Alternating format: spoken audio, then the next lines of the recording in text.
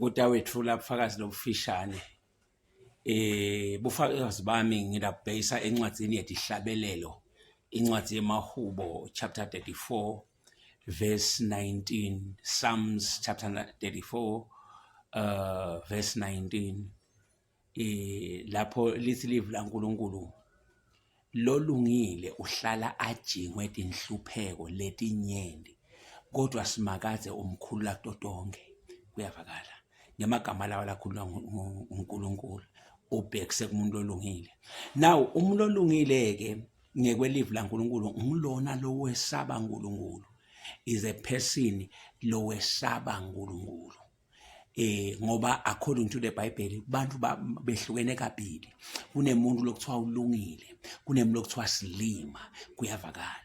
Silima ke wonke umuntu ongamesabi uNkulunkulu, nguye wonke umuntu longakholwa, nguye wonke umuntu oyenda lokubi. That is why live laNkulunkulu lithi silima lesenta lokubi kuze kube kabili sibese siba yinja. So wonke umuntu longamesabi uNkulunkulu, longabalekeli ilanga laNkulunkulu, ilanga lelulaka laNkulunkulu, lithi live laNkulunkulu lo muntu lo silima.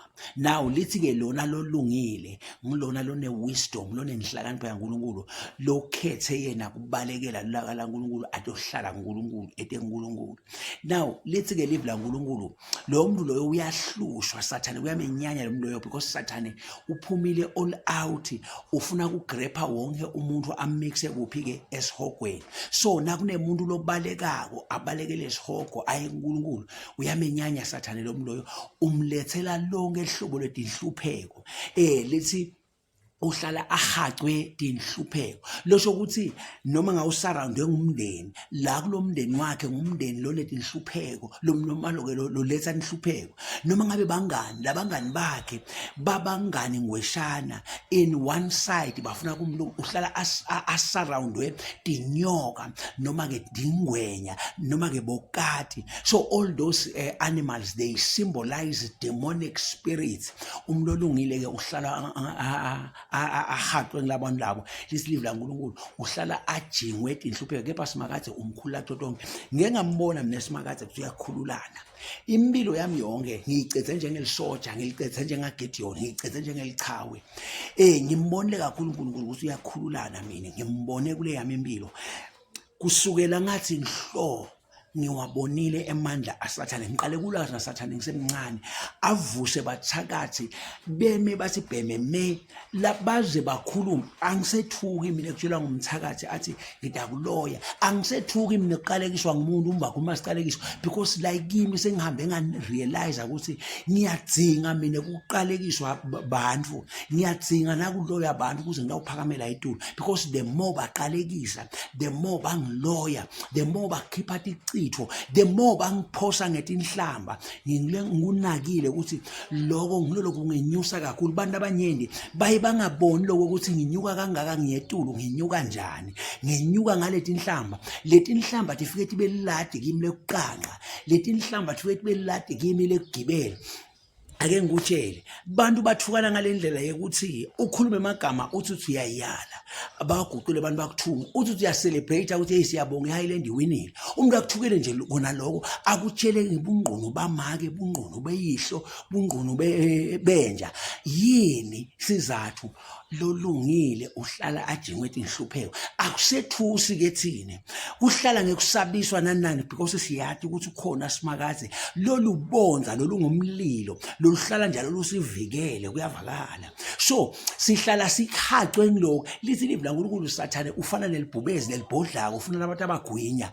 Thine ke sinalesibinzi sekungesabi ngoba siyathi ukuthi sathana kasilo libhubezi, kodwa thine sinelibhubezi la ngempela, the Lion of Judah kuyavakala.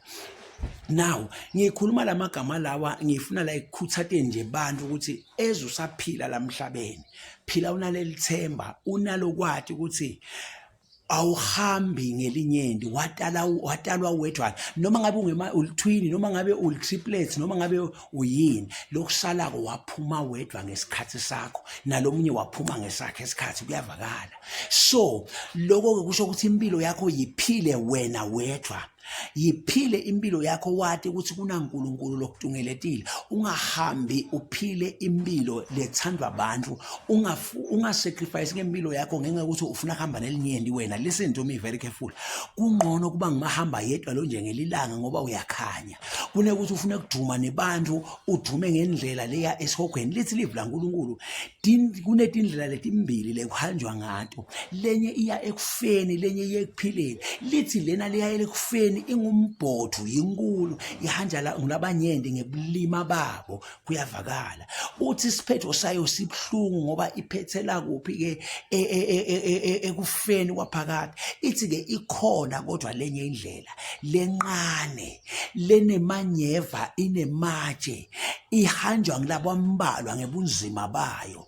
Uthi ake manje nizame leyo ndlela leyo ngoba inesiphetho lesihle, iphethela ekhaya. Ngifuna ukutshela ukuthi ake manje uzame le ndlela yokuhamba wedwana, ungadumi nelinyende, ungabi nenzaba nelinyende. Funza lapha kimi, mina ngiphila naye wonke umuntu. Sekude umuntu lomcoka kimi, sekude umuntu lo closer to me, sekude umuntu ofukhashane kimi. Ngadweba line empilweni, ngabeka isekli, ngathi bonke bantu kimi sebadungeleta la kule sekli, kude lo wecala le sekli angene ngekhathi. La ngekhathi kuphila mina netingelozi namoya lo ingcwele, kuphila mina naSimakade inside the circle, kuyavakala. Wonke umuntu ushaya sidungeletane ngaphandle kwale circle akangeni la circle, so that I can live my life to the fullest, ngifulfill live la uNkulunkulu, angi-maintain i-relationship nemuntu. That is why I fear no evil, ngoba kude leli nto nangithi ngiyakhuluma liqiniso ngive ngathi ngiyamthununga ngoba ngi-maintaina i-relationship. Bantu abanyende abayalisaba liqiniso because they are maintaining relationships with other people. Listen to me very careful. Utawubhubha. Lithi live la uNkulunkulu encwadzini yaZefaniya chapter 1. Nawehla nalesahluko leso uye usibamba lapha bo verse 12 uze uyavuma lapho bo 18. Lithi kunelilanga laSimakade lelimatima kakhulu lelitako. Lithi lelo langa lelo lilanga lesikhehle semlilo waSimakade, umhlaba wonke uyawubhunya emlilweni, kuyavakala. Lithi kude nalo yedwa lo uyawusinza, kude nalo yedwa lo uyawuphunyula lapho, kuyavakala. Lithi lelo langa lelo lilanga lebumnyama lobumnyama, bebumnyama, the blackness of darkness, bumnyama lebuliqinsi, kuyavakala. Lithi lilanga lekushaya umkhulungwane, bantu batawuhebula, lilanga lekuhlaba inyanza leyo, bantu batawukhala ngoba kuyabe kungadima. Lilanga lekubaleka kodwa kude lo uyawuphunyula, kuyavakala. Lilanga lelimatima kakhulu lelo, ngulabangcwele kuphela labatawusinza ngalelo langa, ngulabakhethiwe kuphela labatawusinza ngalelo langa lelo. Ngifuna nje ukutshela umagama lawo ukuthi diphathe kahle. Kungqono lokuthi ligama lakho lingadumi la, lingadiwa la, kodwa libhalwe encwadzini yasezulwini. Kunekuthi udumela emhlabeni kodwa ligama lakho libe lingadiwe ezulwini. Mina ngibuya kashane nempilo, angikhulumi lokhu ngoba ngingadi. I can testify ukuthi the whole Southern Africa wayemunye vo umprofeti waSimakade, kwakungumkhulu faka ukuthi wasekhwezi, kwakungiyena vo umprofeti waSimakade the whole Southern Africa. Then ngemagama lawo lengakutshela wona ngithi ngiyati ukuthi ngikhuluma ngani because sengingene etinzane letinyeni ngafika kubantu abanyende. Ngani lithi live la uNkulunkulu olongile uhlala jingwe tinhlupheko, tinhlupheko tinqonqothise lapha nalapha. Ngahamba ngarealize, ngabona ukuthi la impilo noma ke bantu abasingi lokhu lesibabuka ukuthi bangekho. Ungabona abantu lapha ku TV, ungabona abantu badumile emabandleni labakhulu labasatshwako nalaba. Listen to me very carefully. Susa lithemba lakho kumuntu, ubusisiwe umuntu lolithemba lakhe lenguSimakade. Beka uJesu kuphela. Ngithi mine namhla nakakusilolungile uhlala jingwe nhlupheko, funa Simakade nhlupheko entakho, ungafuni lomunye umuntu. Ngiyakutshela ngithi the whole Southern Africa akekho umprofeti waSimakade la.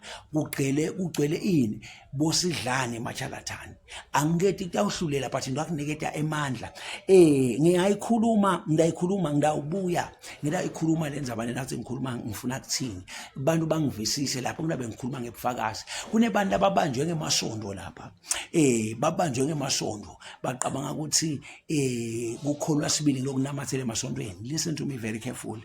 Utawubhubha nyalo bofada lamanyeni bo spiritual father, utawuva bathatha tindiza bayathatha bayahamba baya kuma-beach nemindeni yabo, usele wena nenhlupheko takho, batakushiya ngalinye eligama thandaza. La kuwe bathi thandaza ukhipha umnikelo unike bona, lo mnikelo bathatha bahamba bawudlani bangani babo bayobalela emahhotela ekudura nyalo nge-festive season. Ukuphi wena kuthiwa thandaza. Ngithi mne kuwe bamba la magama ngikutshela ona, lolungile uhlala ajingwe nhlupheko, simakade umkhulula totonke. Ngosimakade lokhulula umuntu, akusibo bafundisi, akusibo baprofethi, ngosimakade lokhulula umuntu. Inkosi yami amagama kuzophakade. Amen.